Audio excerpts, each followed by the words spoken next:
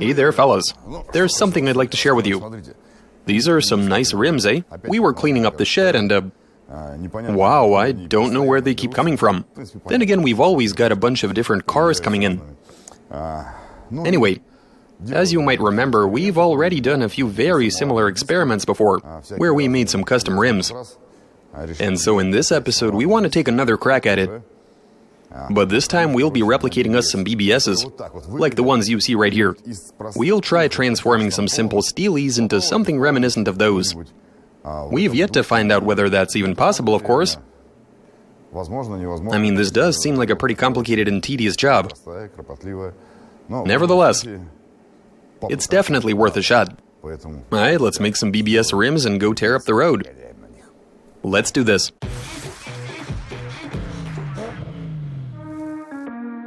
Making a BBS wheel out of a steelie. Translation and voiceover by BMI Russian.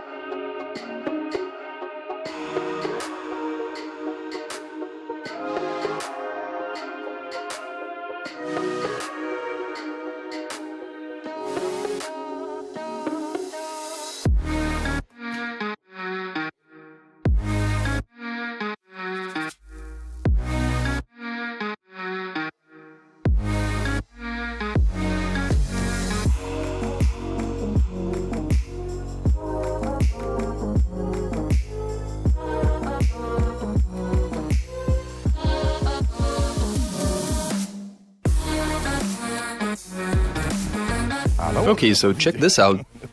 We've got some BBS action happening. We even painted it the right color. We've got a proper center cap in the middle. It looks legit. Pretty awesome, huh?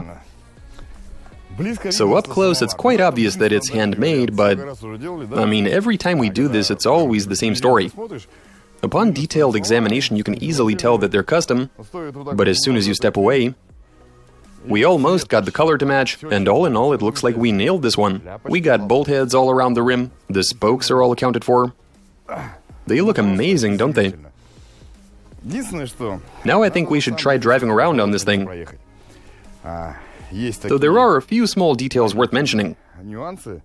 In regards to the welding, you see, the metal used for making that steel rim wasn't particularly thick.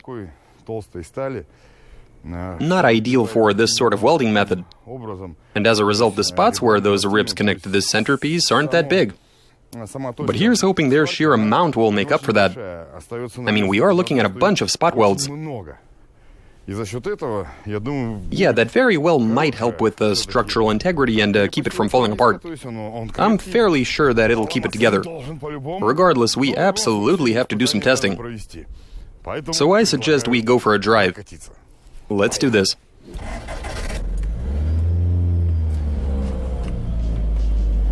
Off we go.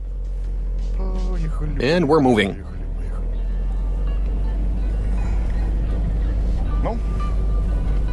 All seems to be well.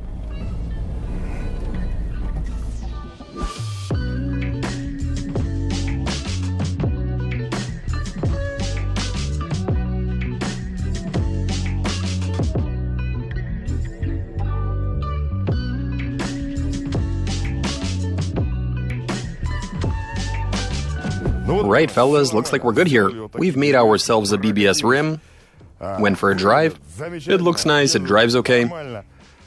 We welded it together piece by piece, as in cut out a bit, welded on a bit.